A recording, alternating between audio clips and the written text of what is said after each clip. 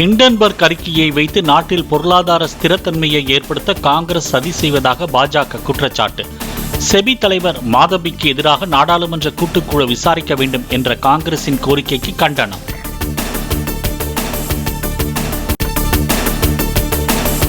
பிரதமர் மோடிக்கு எதிராக தொடர்ந்து பிரச்சாரம் செய்து வரும் ஜார்ஜ் சோரோஸ் தான் ஹிண்டன்பர்கின் முக்கிய முதலீட்டாளர் என பாஜக தகவல். பிரதமருக்கு எதிரான வெறுப்புணர்வால் இந்தியாவையே காங்கிரஸ் வெறுக்க தொடங்கி இருப்பதாகவும் குற்றச்சாட்டு.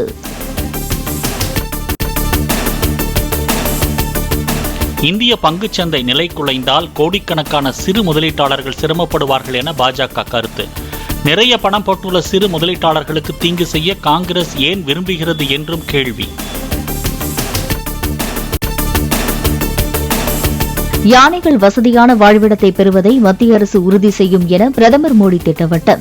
இந்தியாவில் கடந்த சில ஆண்டுகளில் யானைகளின் எண்ணிக்கை பெருகி இருப்பதாகவும் சர்வதேச யானைகள் தினத்தையொட்டி வலைப்பதிவு.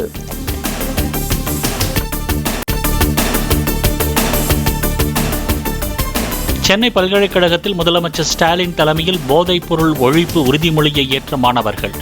போதைப்பொருள் தடுப்பில் சிறப்பாக பணியாற்றிய காவல்துறை அதிகாரிகளுக்கு சிறப்பு பதக்கங்களை வழங்கியும் முதலமைச்சர் கௌரவித்தார்.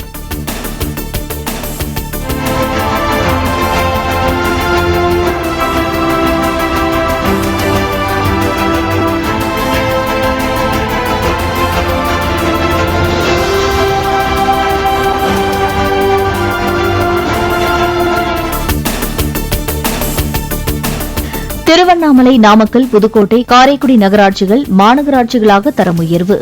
மாநகராட்சிகளுக்கான பணிகளை முதலமைச்சர் மு க ஸ்டாலின் தொடங்கி வைத்தார்.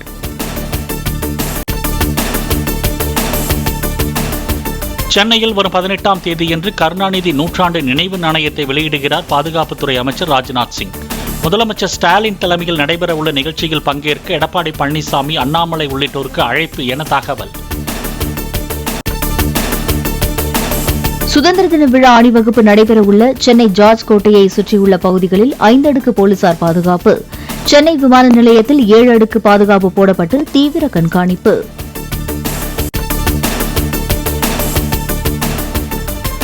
சுதந்திர தினத்தையொட்டி தேசிய கொடி ஏற்றுவதை தடுப்பவர்களை குண்டர் சட்டத்தில் அடைக்க சென்னை உயர்நீதிமன்றம் உத்தரவு. தேசிய கொடியேற்ற பாதுகாப்பு வழங்குவது அவமானம் என்றும் நீதிபதி கருத்து. ஈரோடு, திருப்பூர், திண்டுக்கல், தேனி உள்ளிட்ட 8 மாவட்டங்களின் ஓரிரு இடங்களில் நாளை கனமழைக்கு வாய்ப்பு. அடுத்த 5 நாட்களுக்கு தமிழ்நாட்டில் பரவலாக மிதமான மழை பெய்யக்கூடும் என்றும் வானிலை மையம் தகவல்.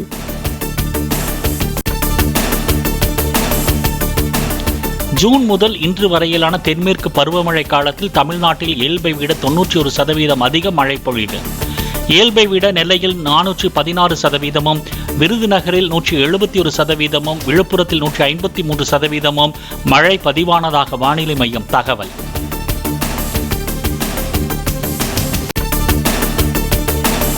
கர்நாடக அணைகளிலிருந்து வினாடிக்கு 41,508 கன அடி தண்ணீர் காவிரியில் திறப்பு. ஒகேனக்கலில் நீர்வரத்து வினாடிக்கு 30,000 கன அடியிலிருந்து 45,000 கன அடியாக அதிகரிப்பு.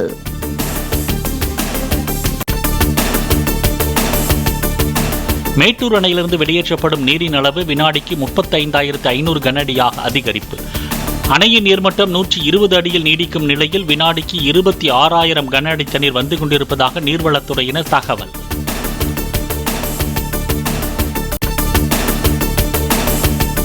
கனமழை காரணமாக திருவண்ணாமலை, செங்கல்பட்டு மற்றும் மதுரை மாவட்டங்களில் விளைநிலங்களை சூழ்ந்த வெள்ளம். அறுவடைக்கு தயாராக இருந்த நெல் மற்றும் நிலக்கடலை பயிர்கள் நீரில் மூழ்கி சேதம்.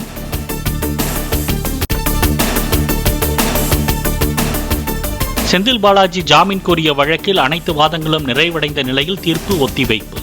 வழக்கு விசாரணை முடியும் வரை சிறையில் அடைப்பதற்கு எதிர்ப்பு தெரிவித்து உச்சநீதிமன்றத்தில் செந்தில் பாலாஜி தரப்பு வாதம்.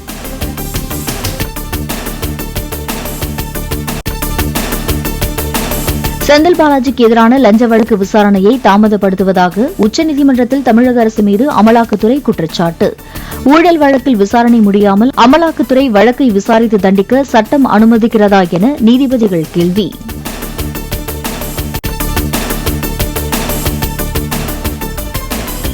சிலை கடத்தல் தொடர்பாக ஓய்வு பெற்ற ஐஜி பொன் மாணிக்கவேல் மீதான வழக்கில் ஆவணங்களை ஒப்பிடும் சிபிஐ. டிஎஸ்பி காதர் பாட்ஷாவுக்கு எதிரான வழக்கு ஆவணங்களையும் பொன் மாணிக்கவேலின் வீட்டில் கைப்பற்றப்பட்ட ஆவணங்களையும் ஒப்பிட்டு விசாரணை.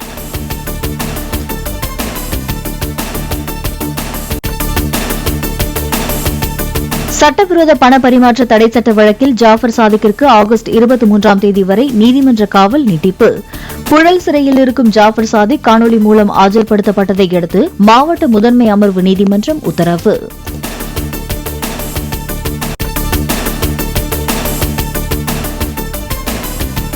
எண்ணூர் காமராஜர் துறைமுகத்தின் CSR நிதி மூலம் பொன்னேரி அரசு கலைக்கல்லூரியில் கட்டப்பட்ட புதிய கட்டடம். திறப்பு விழாவுக்கு தன்னை அழைக்கவில்லை என கூறி காங்கிரஸ் MLA துரை சந்திரசேகர் துறைமுக அதிகாரிகளை முற்றுகையிட்டு வாக்குவாதம்.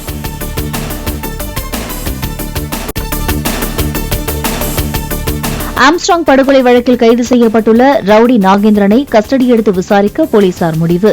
நாகேந்திரனின் மகனும் முன்னாள் காங்கிரஸ் நிர்வாகியுமான அஸ்வத்தாமனையும் காவலில் எடுக்க போலீசார் திட்டம்.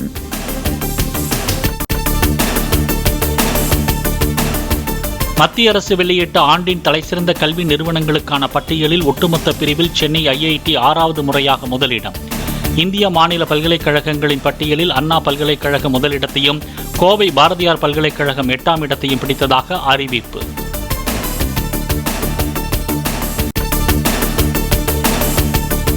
சுதந்திர தினத்தையொட்டி ஜம்மு காஷ்மீரில் தேசிய கொடியேந்தி பேரணியாக சென்ற மக்கள். பிரதமரின் வீடுகள் தோறும் தேசிய கொடியேற்றுவோம் இயக்கத்தின் ஒரு பகுதியாக மூவர்ண கொடியுடன் திரண்டனர்.